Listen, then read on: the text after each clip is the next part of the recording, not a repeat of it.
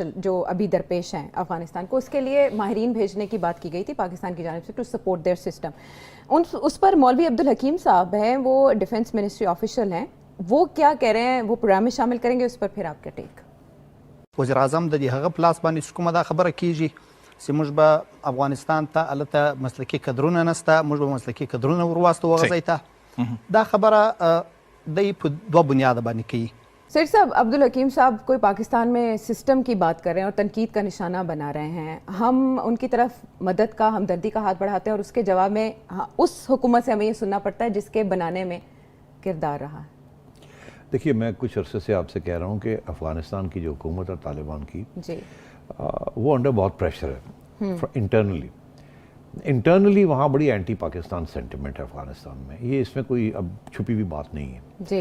हमने ज़रूर हेल्प की है तालिबान की जी, और तालिबान को हमने पावर में हम लेके आए हैं, सपोर्ट किया।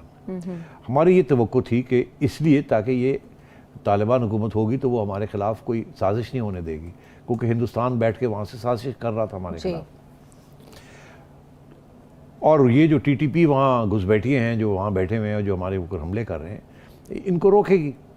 और जब सूरत हाल ये है कि अब वो नहीं रोक रहे, उनको डर इस बात का है कि अगर उन्होंने टीटीपी वगैरह को रोका और पाकिस्तान की खुली सपोर्ट में आ गए तो वो टीटीपी वगैरह वाले जो हैं वो सारे ज्वाइन कर लेंगे अलकायदा को और दाइश को, और फिर उनके लिए अंदर एक सिविल वॉर की सिचुएशन बन जाएगी। अब ये जो मौलवी साहब हैं, इन्होंने जो बातें की हैं ये कोई पहली दफ़ा ऐसी बातें नहीं हैं, ये बातें वहाँ हो रही हैं। खा वो हो ड्यूरेंट लाइन के बारे में, खा वो हो फेंसिंग के बारे में, ये सारी बातें हमने डिस्कस की हैं। और अब ये आके खुले आम हमें हमारे पे इल्ज़ाम ये लगा रहे हैं, और काफ़ी संगीन किस्म के उन्होंने बातें की है, इल्ज़ाम लगाए हैं। यदि आप कौन होते हैं हमें एक्सपर्ट्स भेजने वाले?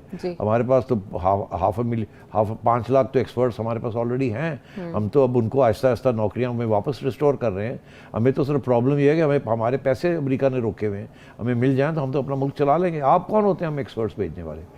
आप अपने मुल्क को चला के दिखाएं हमें अपने एक्सपर्ट्स के ज़रिए। और फिर उन्होंने कहा आपका मुल्क तो चल ही नहीं रहा है। फिर उन्होंने इमरान खान को कहा तुम कौन होते हो, तुम तो प्राइम मिनिस्टर ही नहीं हो, असली इलेक्टेड प्राइम मिनिस्टर ही, तुम्हें तो किसी ने एजेंसियों ने बनाया। इस किस्म की बातें वो कर रहे हैं, और तो मतलब काफ़ी अग्रेसिव किस्म की बातें कर रहे हैं वो। तो ये दिल की बातें वहाँ कर रहे हैं, इस किस्म के सेंटिमेंट हैं हमें। अच्छा, हमारी बदकिस्मती ये है कि हमें इस बात का कि सेंटिमेंट्स हैं, मगर हम करें क्या? अगर हम जो पहले वहाँ जो हुकूमत थी वो तो एंटी पाकिस्तान हुकूमत थी, प्रो इंडिया हुकूमत थी। अब वो गई है तो हमारा तो ये ख्याल था और कुछ नहीं तो ये थोड़ी बहुत तो हमारी हिमायत करेंगे, मगर अब ये नहीं कर पा रहे हैं। हम अभी भी हमारी कोशिश है कि ये स्टेबलाइज हो जाए, और वो जो दाइश और अलकायदा है फिर इतना ख़तरा नहीं रहेगा अगर ये अपने पाँव पे खड़े हो जाते हैं। तो सेठी साहब, इस लेवल के स्टेटमेंट से, जैसे कि ये ऑफिशियल है डिफेंस मिनिस्ट्री के, इस लेवल की स्टेटमेंट से पाकिस्तान को परेशान होने की ज़रूरत है? वो ये कह रहे हैं कि हमें पाकिस्तान की ज़रूरत नहीं है, बल्कि इमरान खान साहब जिनकी पेशकश हमें कर रहे हैं उन्हें खुद भर्ती कर लें अपने सिस्टम को ठीक करने के लिए। इस सिचुएशन का फ़ायदा इंडिया उठा सकता है और पाकिस्तान इसको सीरियस ले? पाकिस्तान तो सीरियस ले रहा है। अच्छा। अभी आप देखें ना, मोईद यूसुफ साहब जो आपके NSA हैं, वो उनका प्रोग्राम था अफगानिस्तान जाने का। अगर किसी ने जाना होता तो वो फॉरेन मिनिस्टर जाता है।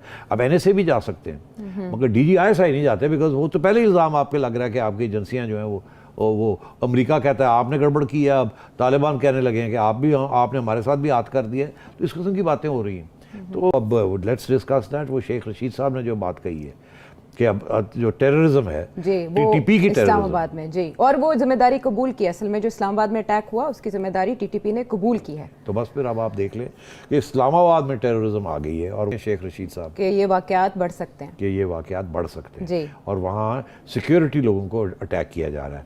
ये टीटीपी का नया एक पॉलिसी है। पहले वो बच्चों के स्कूलों को ख़वातीन को इस किस्म की चीज़ें अटैक करते थे। अब टीटीपी ने यह फैसला किया है कि हम पुलिस और सिक्योरिटी के लोगों को अटैक करेंगे। और वही वो कर रहे हैं। और ऑब्वियसली चाइनीज़ जहाँ प्रोजेक्ट्स उनको रोकने की कोशिश कर रहे हैं।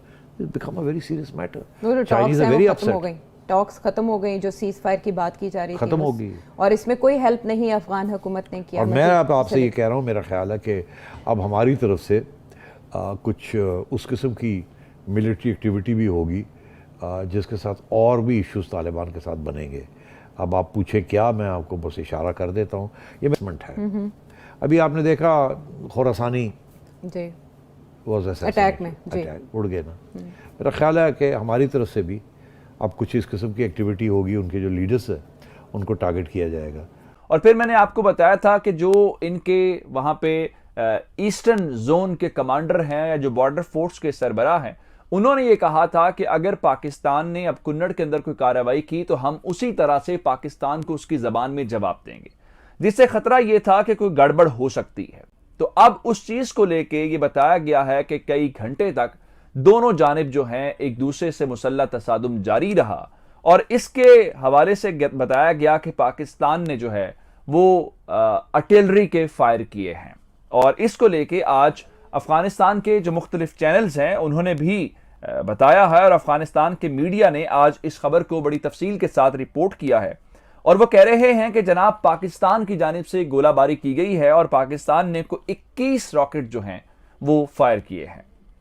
और उनके मुताबिक ये जो सरकान का जिला है कुन्नड़ का, वहां पे ये रॉकेट्स आके गिरे हैं। और तालिबान ने अपने मीडिया से बातचीत करते हुए इस वाक़े की तस्दीक भी की है, और तस्दीक करने के बाद एक और बात भी बताई है। बात ये उन्होंने बताई है कि सिर्फ ये नहीं है कि पाकिस्तान ने रॉकेट फायर किए, बल्कि हमने पाकिस्तान को भरपूर जवाब भी दिया है, उसके जवाब में हमने भी फायर किए हैं। पाकिस्तान के नेशनल सिक्योरिटी एडवाइजर का ये विजिट सिग्निफिकेंट था, और मैंने ये आपको दिसंबर के अंदर ही बता दिया था इस विजिट के मुतालिक, और इसकी एक्सपेक्टेड डेट्स भी 16, 17, 18 के दरमियान की बता दी थी। और डॉन अखबार ने चूंकि 16, 17 तारीख का दावा किया था, तो अब उस बारे में ये बता दिया गया है कि वो दौरा जो है वो फिलहाल मुलतवी कर दिया गया।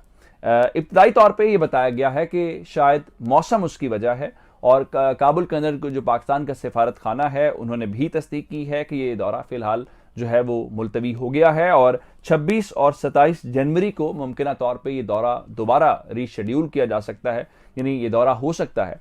लेकिन इस वक्त उसकी इसके अलावा कोई वजह नहीं बताई गई। आया अगर कोई बॉर्डर के ऊपर तसादुम हुआ है तो पाकिस्तान उसके ऊपर गुस्से का इजहार कर रहा है, और पाकिस्तान अपना रिकॉर्ड करवाने के लिए प्रोटेस्ट जो है